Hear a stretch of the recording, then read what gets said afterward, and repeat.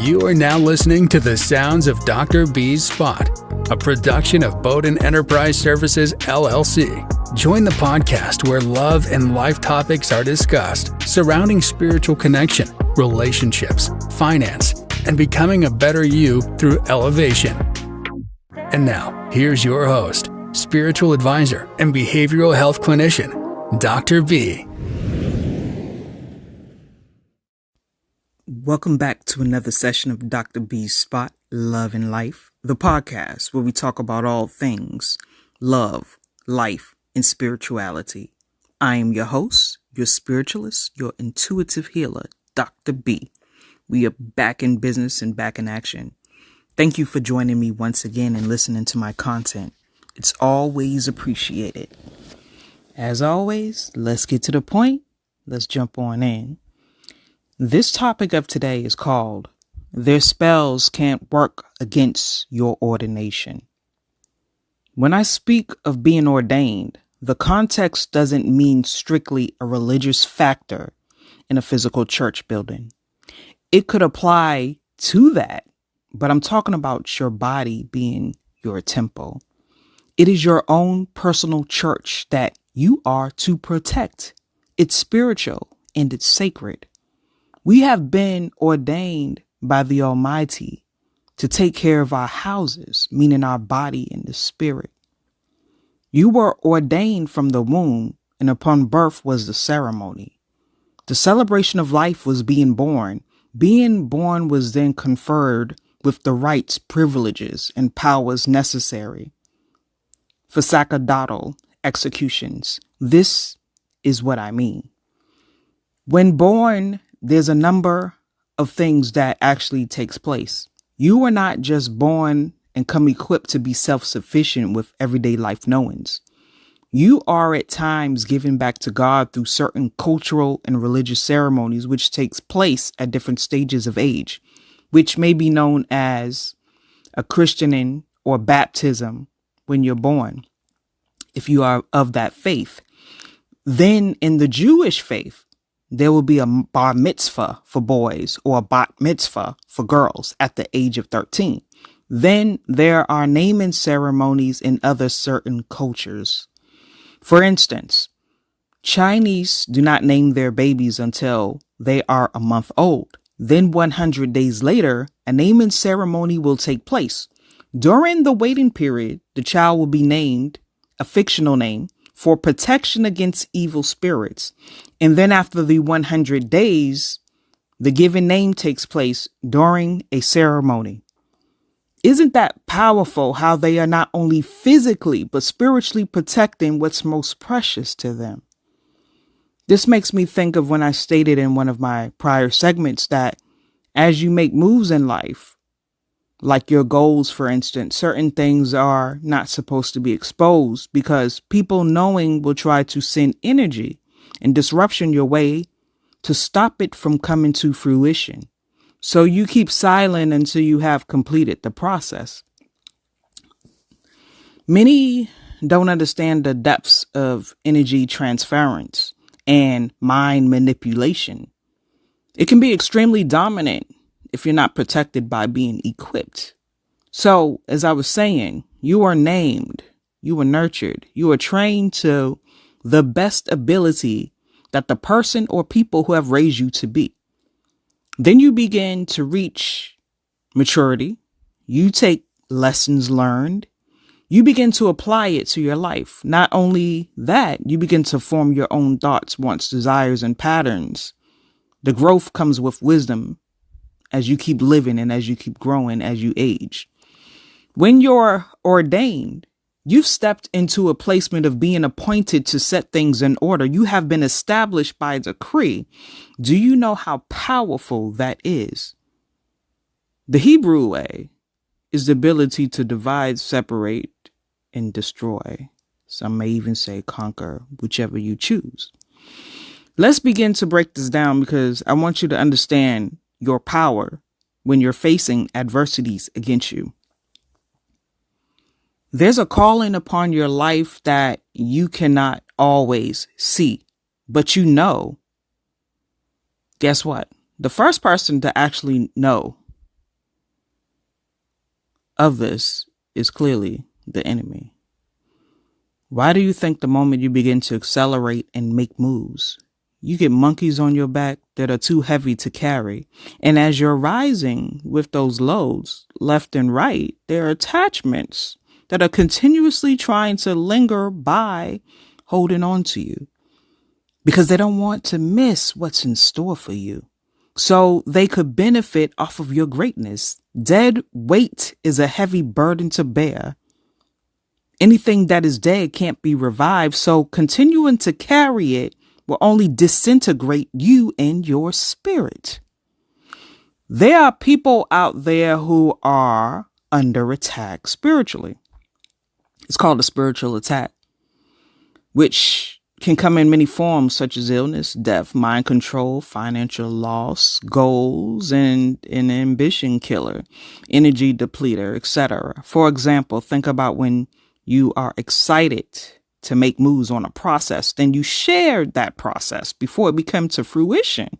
Then all of a sudden, the goal never materialized at all. Now, you could have experienced lack of motivation and or execution. It depends on the company you keep. If you're not well equipped to deal with dark energies, their only mission is to destroy your come up. When I mention spells, it's not always someone in their kitchen cooking up herbs, lighting candles, offerings, taking objects and ordinances and burning incense and all that jazz, etc. Thoughts and words spoken over your life can either have positive or negative connotations. In season 1, episode 6, I spoke about watching your tongue. If you haven't heard it, I suggest you please check that out. Season 1, episode 6 of Dr. B Spot, Love and Life, the intuitive healer. The mind and tongue are very powerful on their own. Using those two things alone can heal, kill, or destroy. As long as you have those two things, you have one of the most powerful weapons ever, because it could be used for good or evil. The mind is a conjuring tool all by itself, and the tongue gives commands. It can literally have people swaying left and right, doing things they have no control over. Some things or some people are masters of confidence and with a commanding aura that can draw you in like a magnet and persuade you or crowds of many. They can even prey upon your weaknesses. That's how they enter your life. It's the presentation on how they show up to you. If you intermingle with certain forces that you are unequipped to handle, it can overtake you. So with people or forces, you have an insight into who you are, not only your strengths, but your weaknesses. Those forces have slipped through the door. They at times are used against you, or sometimes they even act like they are with you to help boost your ego and ride your wave. And then the moment you want to detach and redirect, because you recognize something is off, you recognize that they are trying to benefit off of you. They then remind you that it was them who was in your corner. It was them who helped you with your advances. It was them who stayed the long course when everyone else didn't believe in your dreams. Then you're brought back down to submission and they just toyed with your emotions. This is how they overtake and play with you. When you are spiritually in tuned, you are already prepared for attack and for battle and forever protected long as you stay in tune mentally, spiritually, and physically. The innate knowing is uncanny on how you will be able to detect, divide, and conquer situations that are coming your way. When you stay ready, you don't have to get ready. I'm reminded of Monique about that one. That was one of her lines always. And it's a comedian, Monique, when your opponent, whether in the physical or spiritual realm, begins to attempt an attack, notice I say attempt. This is because they will not be successful at whatever it is they were trying to do or throw your way. When the darts come, you were moved before they had the chance to hit you. When the trigger was pulled and Russian roulette was played with your life, no bullets were ejected. Take these synonyms and apply it to the situation where they talked about your character and your behaviors to outsiders behind your back. Take this as they were jealous and envious of your blessings that God bestowed upon you, but they had no knowing on what you had to endure to be rewarded by the kingdom. The envy that they feel for you is because they want to be like you, but they wouldn't even have the work ethic and the endurance to walk in the same shoes as you, but they want the same rewards. It's interesting. They could never tarry the toll. Guess what? They would never even make it to the finish line. This is why their spells can't work against your ordination. You were called among many to be chosen for this journey on this ride of life. I cannot stress enough the meaning of silence, prayer, and meditation. It's the key to the sanctification of your mind and spirit and transformation within your body. If you want to understand elevation in your life, look at the most successful people, whether naughty or nice. They will tell you about their spiritual awakening, and they will tell you about the silence, which is the removal of those who don't or didn't mean them any good. You need silence to drown out the noise from the outside forces as well as the forces from within yourself. You want to experience white noise versus dark noise. Prayer is where you give up offering of your mind and body, spirit. Well, you'll give gratitude and thanks. And the blessings that go up begin to fall down upon you and around you.